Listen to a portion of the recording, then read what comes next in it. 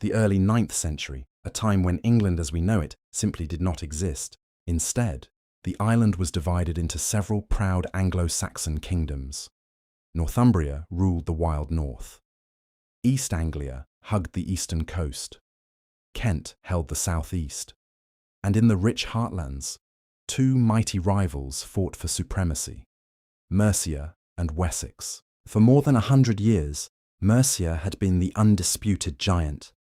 Their kings carried the prestigious title of Bretwalda, Overlord of Britain. They demanded heavy tribute in gold, silver, cattle, and loyalty from the smaller kingdoms. They installed their own men as puppet rulers. They took hostages to ensure obedience. Cross Mercia, and you faced swift and brutal punishment. Kings like Offa had built massive earthworks, struck coins that impressed even the Franks, and made their court at Tamworth a centre of power that echoed across Europe. By the 820s, Mercia still demanded payments from Wessex. The West Saxons paid, but the humiliation burned deep. Their once proud kingdom had become a shadow, forced to bow year after year. Yet beneath that surface of submission, something powerful was stirring. A man who had spent years in exile was watching, learning, and waiting. His name was Egbert, and the battle he would one day fight would shatter Mercia's iron grip and plant the first real seeds of a united England.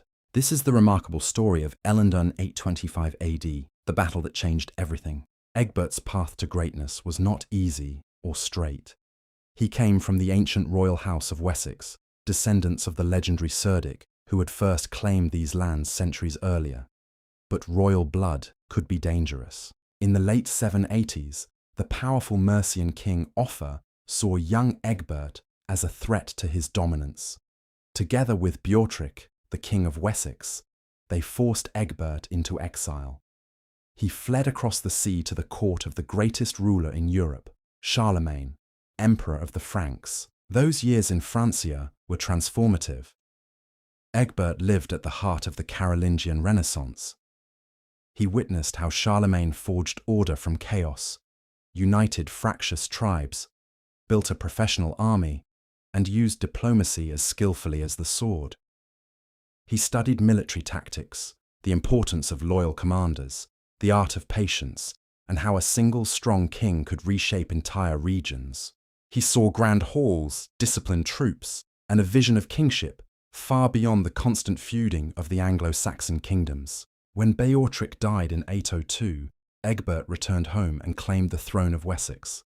Many Mercian lords laughed. They expected another weak king who would soon resume paying tribute. But Egbert had changed. He played the long game with extraordinary patience. At first, he paid the demanded tribute. He avoided open conflict. He rebuilt Wessex quietly, strengthening alliances, training warriors, and forging secret bonds with nobles in Kent, Sussex, and East Anglia who chafed under Mercian rule. Meanwhile, Mercia began to weaken. After Coenwulf's death, internal struggles and rapid changes in leadership eroded their strength. Egbert sensed the moment was approaching. He stopped the tribute. He welcomed exiled nobles. He tested Mercian borders with small raids. By 825, King Beornwulf of Mercia had had enough. He gathered a large army and marched south to crush this defiant West Saxon once and for all. Egbert, who had been campaigning against the Britons in Cornwall, turned his forces around and marched to meet the invaders. The collision was coming. Two proud armies, one ancient ridge, one morning that would decide the future of southern Britain. The summer of 825 was heavy with tension. Beornwulf, determined to restore Mercian supremacy, assembled the full strength of his kingdom. His warriors were experienced, battle-hardened men who had dominated the south for generations. Their shield walls were legendary for discipline and ferocity. Egbert knew the odds were against him. His army was smaller and had just returned from the Western campaign. But his men fought for something deeper than loot or tribute. They fought for freedom from years of humiliation. He called every able freeman. He brought in allies and exiles from the southeast who hated Mercian overlordship. His force may have been outnumbered, but it was united by a shared desire to break the old chains. The two armies converged near the ancient Ridgeway, a high chalk ridge in what is now Wiltshire. The ground was open but sloped, with mist-filled valleys below. It was perfect terrain for a decisive pitched battle. On the eve of battle, the camps buzzed with nervous energy. In the Mercian lines, warriors boasted of past victories and the riches they would take from Wessex. In the Wessex camp, Egbert moved among his men, speaking quietly of the years of tribute, the lost independence, and the chance to finally stand tall again. As dawn broke on that September morning in 825, a thick mist hung over the valleys. Spears were levelled, shields locked tight, war cries rose into the cool air. The Battle of Ellendun was about to begin, a clash whose echoes would shape England for centuries. The battle erupted at first light. The Mercians charged with tremendous force, slamming into the Wessex shield wall. The crash of wood and iron rang out across the ridge. Men pushed shoulder to shoulder in the brutal press, stabbing with spears and hacking with swords and axes. Egbert's warriors held the higher ground. They used the slope to drive their weapons downward, making every thrust more lethal. The line bent under the weight of the Mercian assault, but refused to break. Time after time, the Mercians surged forward, only to be thrown back by grim determination. The fighting was savage and exhausting. The ground grew slippery with blood.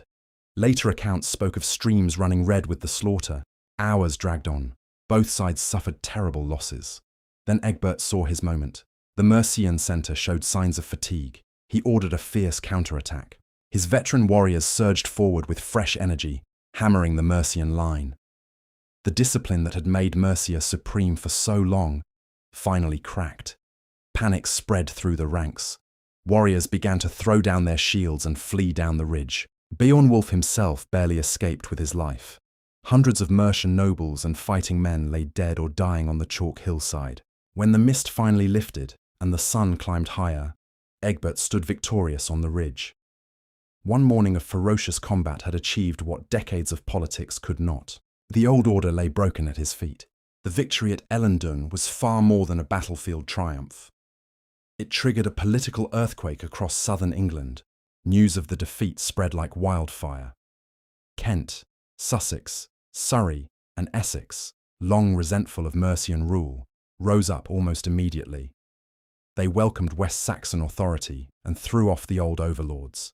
Egbert sent his son Ethelwulf, along with Bishop Aelstan and Ealdorman Wulfherd, with a strong force into Kent. They drove out the Mercian puppet king Bildred and secured the region.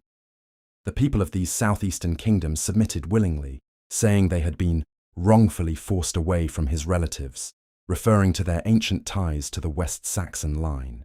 London, the vital trading hub, came under Egbert's control. He began striking coins in his own name. He was recognised as Bretwalda, overlord of Britain, but this time the title carried real and lasting power under Wessex leadership. Mercia never recovered its former dominance. Beornwulf tried to regroup, but his authority was shattered. Later Mercian kings would fight back from time to time, but the golden age of Mercian supremacy was over. In one decisive morning, Egbert had doubled the effective size of Wessex and given his kingdom the momentum it would need to face the coming Viking storms. The long Mercian century had ended. The age of Wessex ascendancy had begun. The Battle of Ellendun did not create the Kingdom of England in a single day. That dream would take another century of struggle, blood, and leadership, especially under Egbert's grandson, the legendary Alfred the Great. But Ellendun planted the essential seed. By shattering Mercian dominance, it allowed Wessex to become the strongest and most stable Anglo-Saxon kingdom. It unified much of the southeast under West Saxon rule and created the political foundation that later kings would build upon during the Viking invasions. Without this victory, the resistance against the Danes might have been weaker and more fragmented. The story of a united England could have unfolded very differently, or not at all. Today, historians still debate the exact location of the battlefield, likely somewhere near modern Wroughton or Lydiard Tregose in Wiltshire. But its importance is beyond doubt. It was the moment when the balance of power shifted permanently toward Wessex. It was the moment when the idea of a single English kingdom began to feel not just possible, but inevitable. One ridge, one bloody morning, one king who refused to accept permanent subjugation. That is the true story of Ellendun 825 AD, the battle that created England.